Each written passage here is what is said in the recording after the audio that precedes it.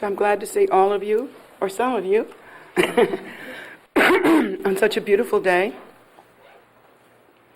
And it does indeed seem like spring already. And it just feels wonderful outside. And this day, what I'm going to do is actually continue a little bit on the theme that Muksan Rinpoche spoke on when he came here. And that was last week. And by all accounts, we're all still pretty gobsmacked. I didn't know what that word meant until it happened to me. It was Ani Pemba's word. She always says, "I'm sorry, Jetsunma, I'm just so gobsmacked at the moment." And so now I know it's kind of looking at like headlights. Sort of like that. And that's how it is around Rinpoche. He's so supremely elegant and so radiant in so many ways, and the love that just pours from his heart is just scrumdelicious. But interestingly, even though he is the very incarnation of Migyur Dorje, one of them, the mind emanation, in fact, and though he is capable of teaching the most profound teachings, and has certainly practiced the most profound teachings, and his capability, his qualities, and so forth are not to be doubted when you have only to look at him and listen to him and can see, unless you're blind and gobsmacked by something else, you can see how marvelous he is. And yet, when he speaks, it's very simple and very elegant, and he doesn't try to make it hard on anybody. He tries to lead through inspiration. And I love that quality so much that I thought I would try to emulate it. Yeah. So, mainly what he talks about is intention. He talks about motivation. And how he puts it is his own style. But he said that above all, we should strive to have a good heart. And I wondered, what did it mean? What was he saying to us when he said, "No, I don't want to give empowerment. I just want to be with you, at this time of Chokar Duchen," because we had asked for empowerment, and no, he didn't want to give empowerment. He just wanted to make it very simple and very family style, very elegant. And that's exactly what happened. I think we all, during his visit, got a deeper and more profound sense of the nobility of the Payul family. Because he is such an excellent part of that family, such an extraordinary part of that family. And for me, the connection with Rinpoche is very old. We didn't just meet each other. The first time that I went to the monastery, I was telling Rinpoche the story the other night at dinner. When I went to the monastery, everybody kept saying, "Do you know that guy? Do you know him?" And Rinpoche would be standing over there just looking at me. And then he would go like that, and I would go like that, and I would say, "I've never been here before. How do I know him? How is that possible?" But everybody would say to me, "You recognize him? Do you know him? Do you know him?" And so finally we met, and that's when gobsmacking began.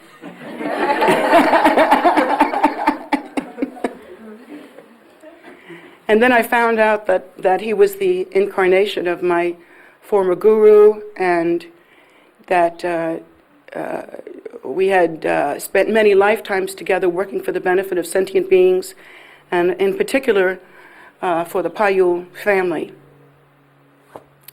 And so in many ways, he is like my Vajra brother, my closest brother. I think closer to me than any of my relatives, by a long shot. And so I'm very glad that his intention is to come here again and again, as he said, and at some point to stay for extended time, and to continually do that. I mean, that is his that is his desire. And I think it comes from a while back, a couple of years ago, when the boys, the three incarnations of Figure Dorje, went to Sedona, and we all talked. And I told them personally that although His Holiness is so busy and has so much responsibility, that here in Maryland we needed more support. And so from that, apparently they have been talking, and that's the way it's going to be, is that we're hoping Muksan Rinpoche will come here more and more, and he has indicated that he will give that support. And I'm really happy about that. It makes me feel, how can you say it? Loved. It makes me feel cared for by my true family. And we should all share that feeling, because he made it very clear that this is not nothing, it's not a personal thing, it's a reunion of this family, this very ancient, very noble family that has accomplished so much, appears again and again now into modern times to benefit sentient beings. Emaho, isn't that wonderful? I mean, that is so extraordinary. And so listening to him teach, I was struck by how simple his message was. Care for one another. Be in harmony with one another. Support one another. That was really one of the main things that he said in terms of advice to the Payul family.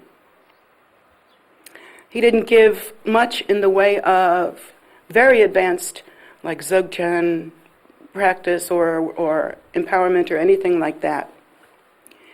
But he said that the most important thing is to have proper intention.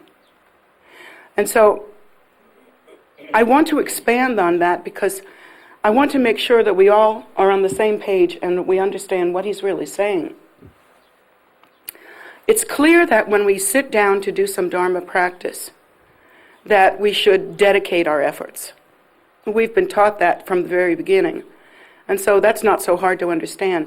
But the tendency is, since we're such a materialistic society, the tendency is to think this for that. You know, you measure things out, it's very solid, it's very real, it's very material. So we think, oh, here, this practice, now I've said this practice, so I will dedicate that practice. And so, I mean, that's a natural way of thinking for a materialistic and dualistic mind. It puts things into certain kinds of context that it can grapple with better. But I think what Rinpoche was talking about, he was talking about proper intention being born constantly. Now, if you think about it, many times lamas have been asked, well, what is a tulku? What exactly is a Rinpoche? When I was first recognized, that's what I asked. And what is that? He said, you're this. And I said, and what is that? So that's a fundamental question, and one that everybody asks. One definition for a tulku is a consciously incarnating being, meaning that they are not at the whim of samsara like ordinary sentient beings are. Ordinary sentient beings kind of bounce around in samsara until they create enough virtuous causes to enter onto the path of Dharma and begin to, climb, to begin to make advances, to begin to awaken. And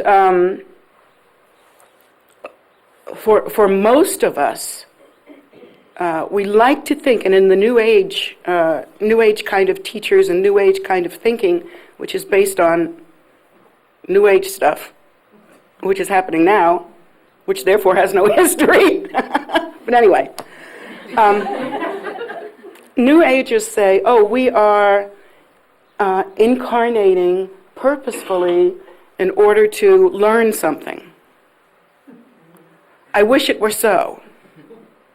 I wish we knew exactly what we were doing and were safely taking step by step. I wish it were that way. But it's not the case. This is not what the Buddha taught. The Buddha taught that we begin to awaken when we begin to give rise to the bodhicitta. And of course, the bodhicitta is awareness of the nature of phenomena and therefore the compassion that goes with that awareness. Bodhicitta is compassion, but it's more than that. It's more like awakening to the natural state, to the primordial wisdom state, which is, in its expression, bodhicitta. So,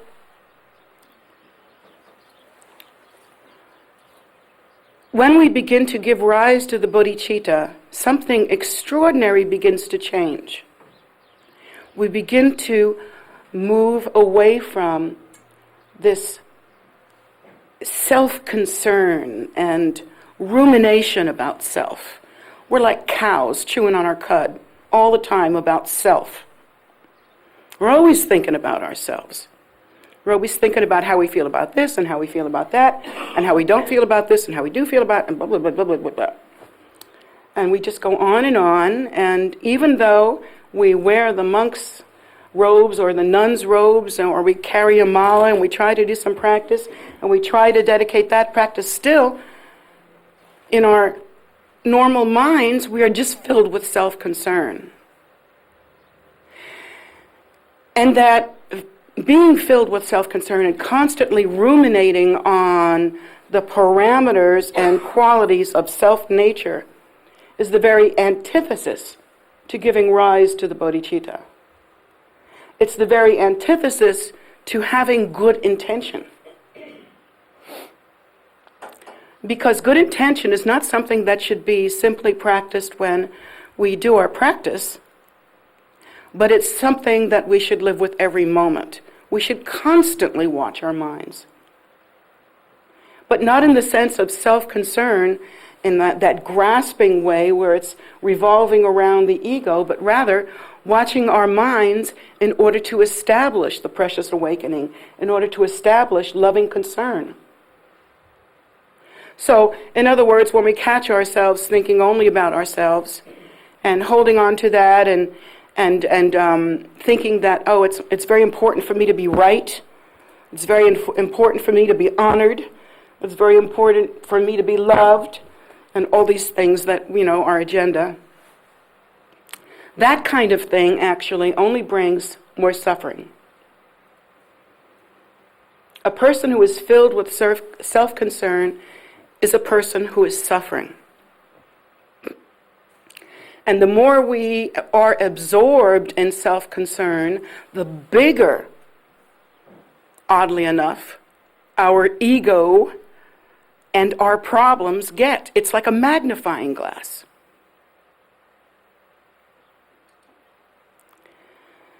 And being ordinary sentient beings, we are all addicts.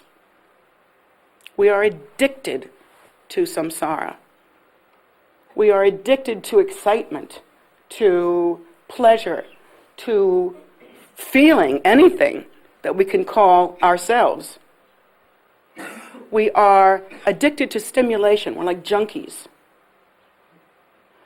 The very idea of meditating on emptiness is terrifying to many of us. You mean me not here? What? I can't imagine a world without me.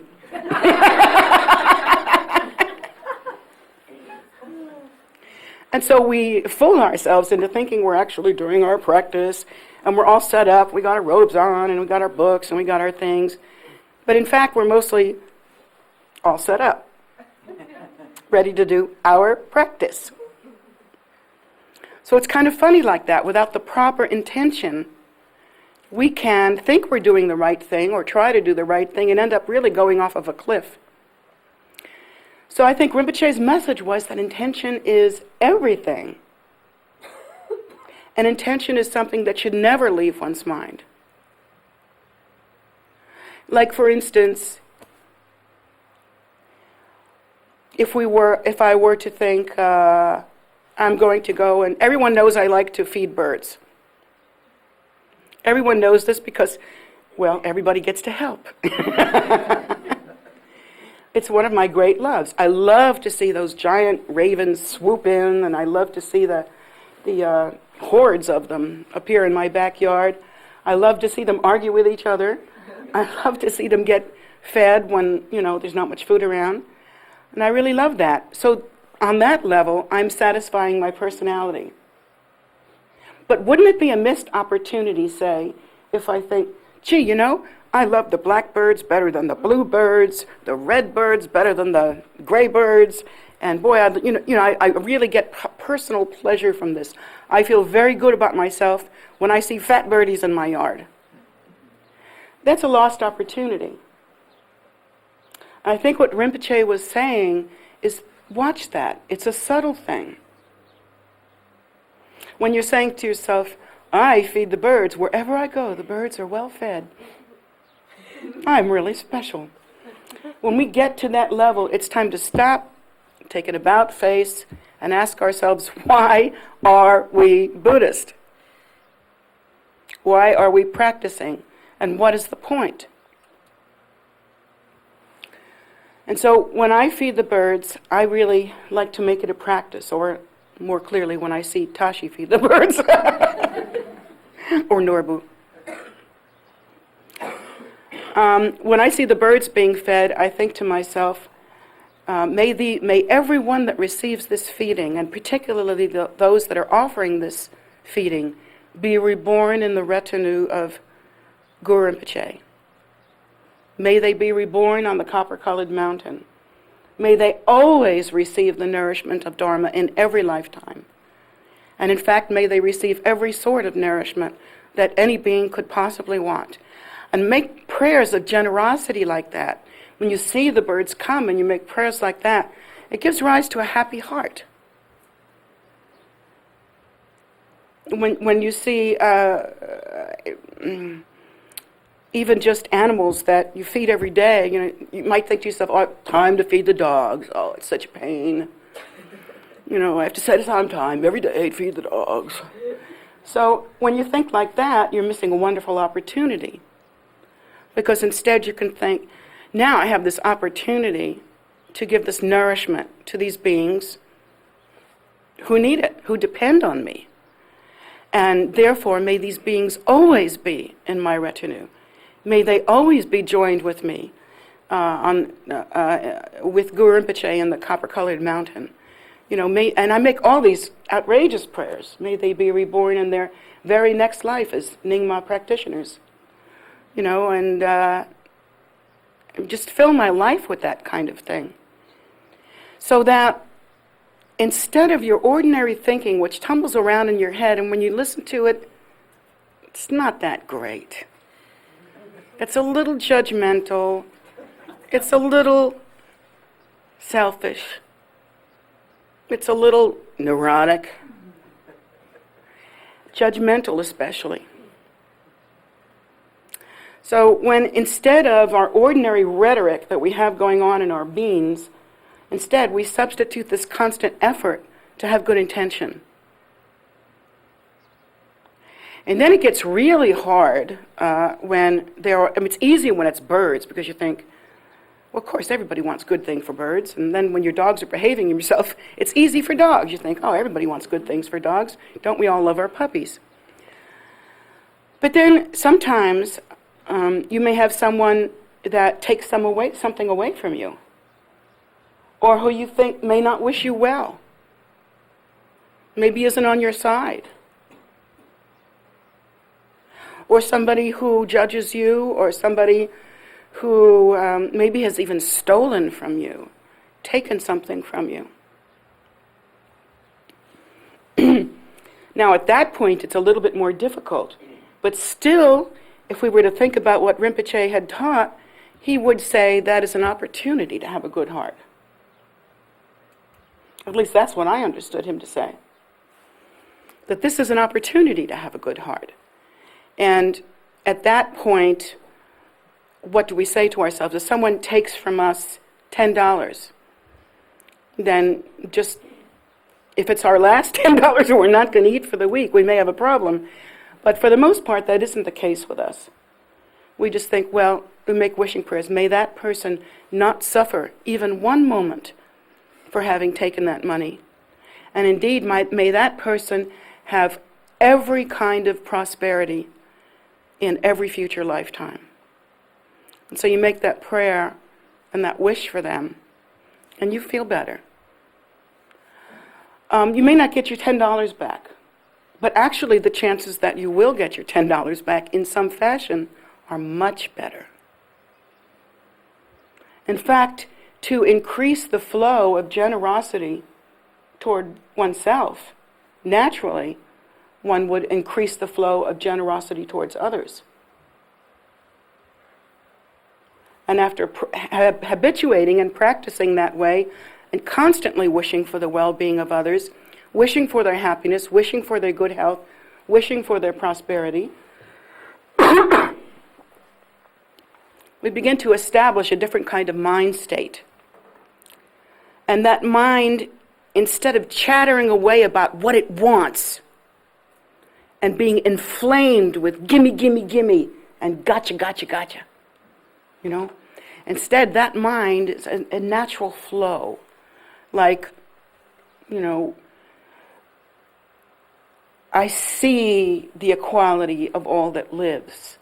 I understand that when sentient beings do things that bring them more misery, such as taking some $10, I have compassion for that because I know in the future, because the Buddha has taught, that will increase their suffering. So my wish for them is, please never do that again. Please, may there be no suffering, due to what has just happened. And may you always have enough so that you don't need to take. And that's the way to practice. But see, we can wear our robes all day long and read our books all day long, but unless we are willing to open up the context of our path, it's never going to work.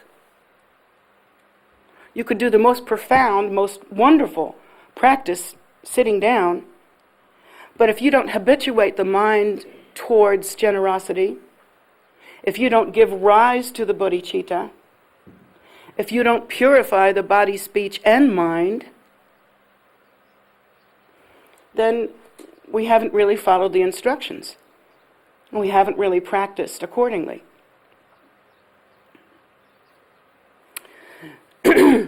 So our intention should precede and give rise to everything we do. We're striving here for liberation. And remember, one of the meanings of liberations is consciously reincarnating for the benefit of sentient beings. Or that's one of the symptoms, or I guess you could say, or one of the phenomena of liberation, is that we give rise to a form that benefits sentient beings and we lead them from suffering.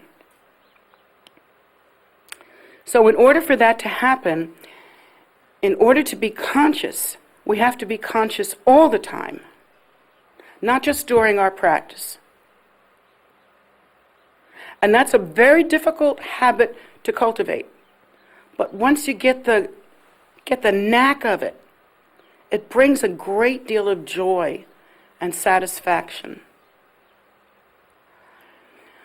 When we meditate on ourselves and how much we want and how much we're not getting, we simply increase the inflammation of our emotional body, our mental body. We increase the habituation of grasping. We only make ourselves more miserable. But when we make good wishing prayers for others, when we try to benefit others, even in the smallest way, when we try at least to create harmony and to be kind, and when our intention is to truly benefit others, oddly enough, the person that gets the most out of that is ourselves. And we are the ones that receive the benefit of that because we begin to awaken.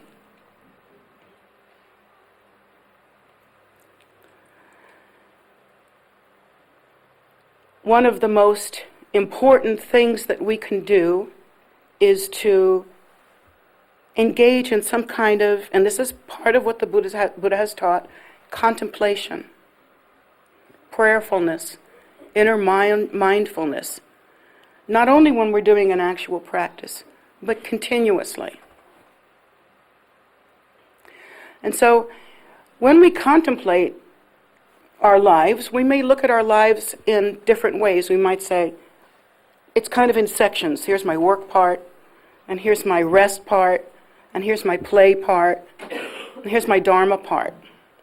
We might say, oh, see, I've got all these different sections in life, and we might look to take these sections apart piece by piece and to transform them in some way. That's okay. You can do that. You may discover that there are parts of your work of your life that you have completely separated from the virtue of Dharma thinking. Like, for instance, this is the kind of thing that happens a lot. You might think, well, here when I'm at the temple, that's good. When I'm with people that speak Dharma, that know what we're talking about and understand the idea of compassion, okay, well, I'll practice when I'm there. But when I go into the dog-eat-dog world, how am I supposed to practice there? And in fact, one of the reasons why monks and nuns take robes is in order to renounce that sort of activity so that they can concentrate on their practice. I mean, that's one reason to dress as they dress and to take the vows that they have taken, is so that they can really adhere to their practice and renounce things, take up what is valuable and let go of what is useless. So that's the value of taking these robes. For those of us that remain lay people, it's a little bit different.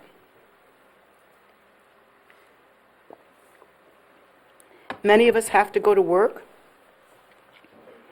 and we even think of it like, oh, my brain is divided. When I'm doing Dharma activity, I'm very right-brained, and when I'm doing my regular work, I'm very left-brained, and what a drag. So we might think, well, then that's my excuse, you see, because you can't really count that left brain stuff as part of the world of Dharma. And so in a situation where there's competition and there's different sort of personalities that may or may not give a big flip about compassion, how are you supposed to continue to practice?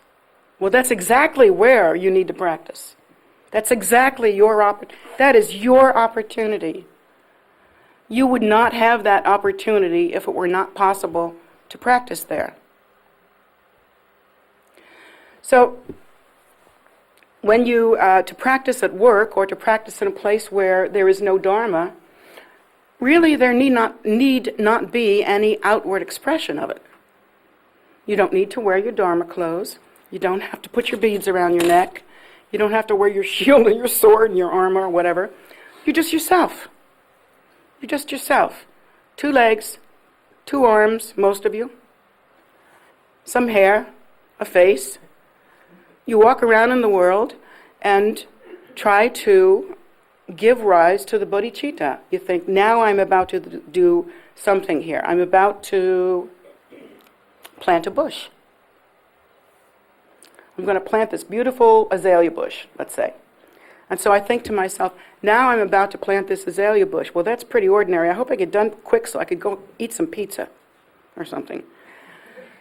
That would be very ordinary, but now you would think to yourself, now I'm going to dig in the ground. In the ground there may be many sentient beings that I can't see.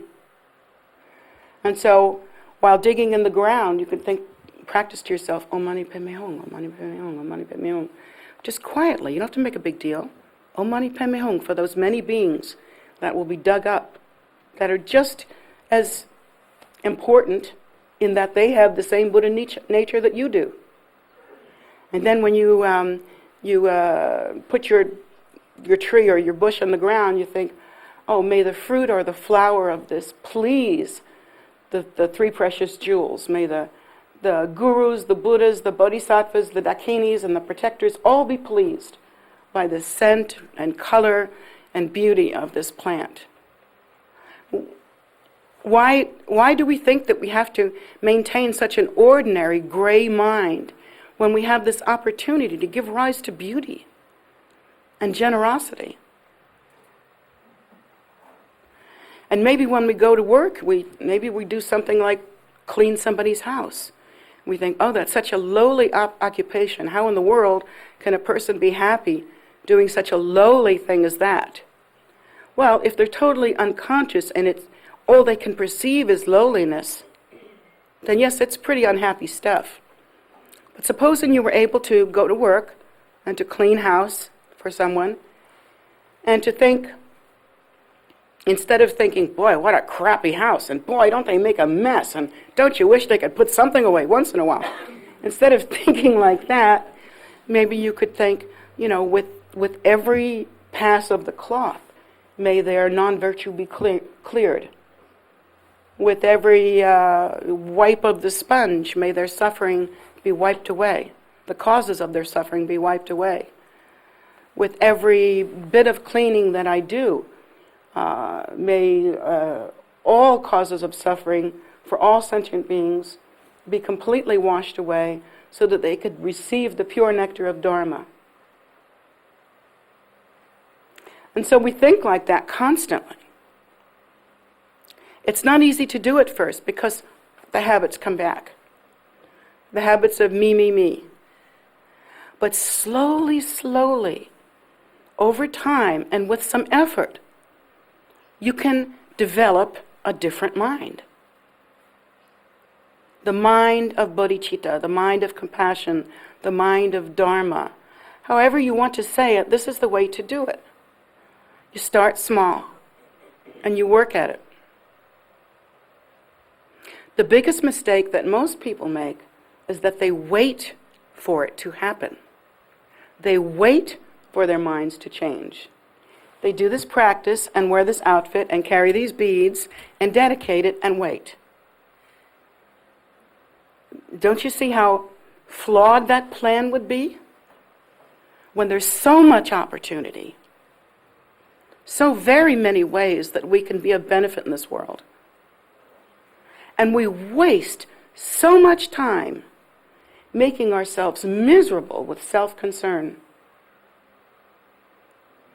rather than opening up our hearts, our minds, and our eyes to perceive the state of sentient beings and to give rise to the bodhicitta for their sake. The bodhicitta is beneficial to sentient beings, to all beings. We know that. When Rinpoche came last week, it was amazing to see how the kindness on him just drips off of him like honey. It just fills the room. I don't know how you guys feel, but I'm just need a drool cup. His kindness just melts the hardest heart, I think. And so we can see the benefit that it has for others. When you're in the room with someone that has true bodhicitta, that has true caring, you feel it. It changes you. It's an effect that doesn't leave. Maybe small, especially if you don't nurture it, but you're changed. And then you have to ask yourself, well then, will it also change me? Well, yes. If you give rise to the bodhicitta, then you are equal with all beings. And so there is compassion for oneself as well. So when you look at those who develop that mind of kindness, and I like to use Rinpoche, he's such a good example. His mind is so peaceful. His composure, so elegant.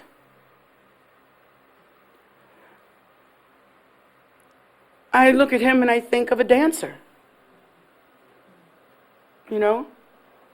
On the subtle edge of enlightenment for our sake. How amazing. So it must be that for many lifetimes of cultivating the bodhicitta, since I don't know that I can use myself as an example, let me use Rinpoche as an example. After many lifetimes of cultivating the bodhicitta, there is that mind appearing in the world as peace, as light, as serenity, joyfulness. Doesn't he strike you that way? Me too. And it makes you want to be near that always. And I think what he's trying to tell you is that you have that power. You want to be near that always. Well, what's holding you back? Not me. Not His Holiness. Not Rinpoche. Only you. And so, to give rise to this mind, to negotiate with oneself, how to always have the good intention. You know, no matter what you do, no matter what it seems like, if you're just driving in traffic and you're ready to curse everybody, to have a different kind of intention. That's valuable. And that's how to always be in that presence.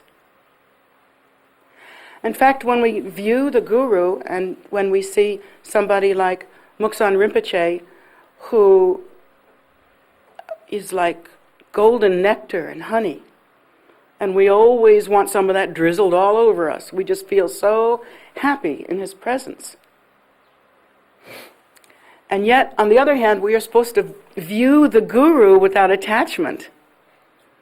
So what does that tell us? That we must give rise to the bodhicitta as well.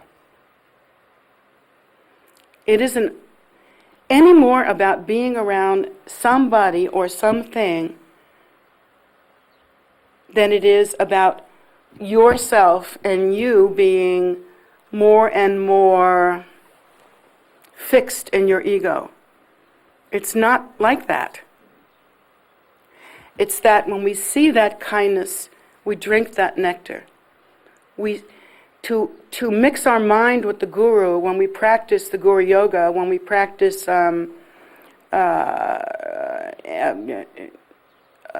seven-line prayer, or any of the Guru Yoga practices,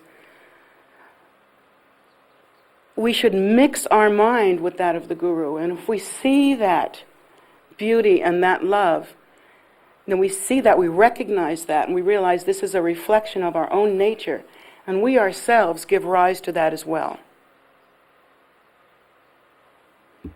And that's how we stay close to that. That's how we receive the nectar of that blessing. It's not about clinging to a person or a thing or one's practice or one's beads or one's clothing, but rather constantly contemplating phenomena, giving rise to good intention, remaining in that state of equanimity, remembering that the Buddha has taught that all beings are essentially equal, and in their nature, no matter what they look like, they contain that Buddha seed. And so they are precious beyond expression. And no one is higher than anyone else. We all have the same nature.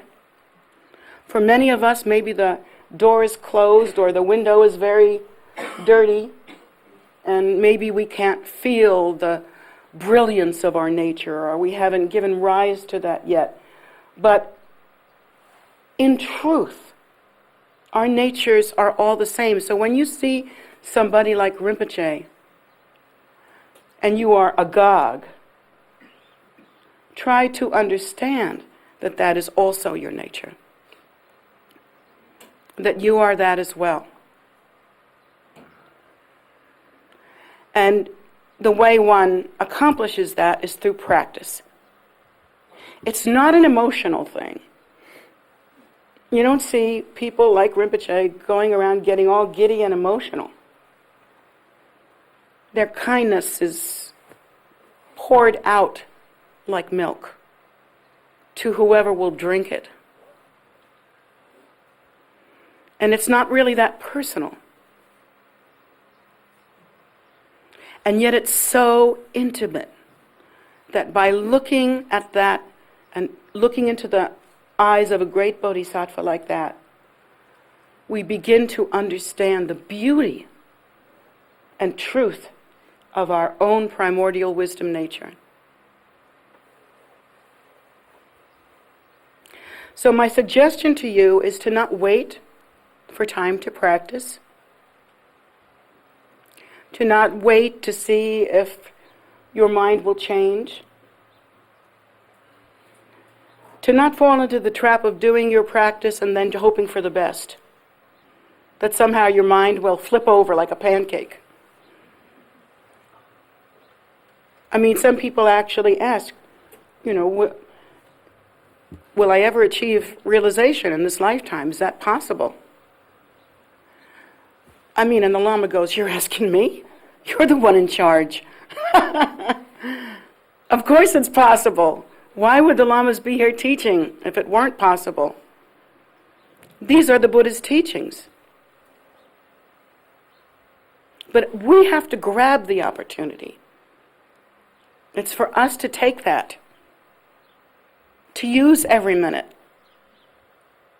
and to not get neurotic about it by going, 10 minutes just went by and I was mindless again. That was only the time you caught.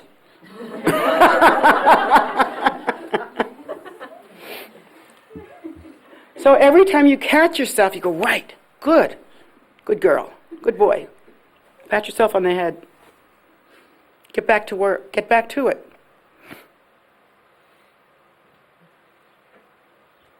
And we think that in order to gather merit, for instance, we have to do certain specific things, like, in the Nundro book, for instance, we do mandala practice with the rice and the rings and all that stuff. But then we go outside and we go, wow, look at my car. Isn't that a sexy car? Or, God, what a gorgeous day. I'm going to have to just jump in the lake. I feel so happy. I'm going to swim, and I'm just going to have lots of fun. And, ordinary. Well, I'll have a picnic. Or I'll go climb a mountain and be free. Something like that. We don't even think to ourselves. We sit in our practice, we offer rice, and we visualize it as phenomena. Here's phenomena. And we're grasping left and right, You can offer everything. When your eyes see something, offer it to the three precious jewels. Offer it to the Lama of three kayas.